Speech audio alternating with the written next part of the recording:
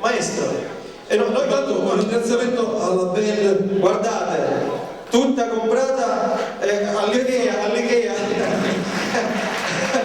Abbiamo fatto un mutuo.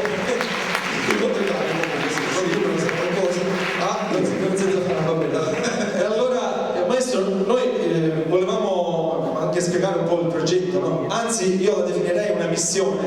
perché? Perché? Perché cantare siciliano in Sicilia è una cosa un poco strana, quindi io la definirei una vera e propria missione, quindi perché noi stiamo cercando di convincere i siciliani ad ascoltare anche le canzoni siciliane, a cantarle, a comprare i nostri CD, quindi si può dire che è una La missione. cosa difficile è comprare il nostro CD. No, questa è la più facile, la cosa più difficile è fare passare, e qua c'è qualche radio presente, anche se attualmente non riesco a vedere le persone in sala, che ci può dare conferma che ha iniziato comunque a trasmettere le canzoni siciliane. Facciamo un appello appunto alle radio locali a cercare di fare questo. Comunque io capisco che vada bene Vasco Rossi, vada bene Ramazzotti, ma date anche una mano di aiuto non solo a noi ma a tutti gli artisti siciliani comunque che vogliono fare musica siciliana, musica d'autore, musica. Maurizio, mi hai convinto. Sì, grazie.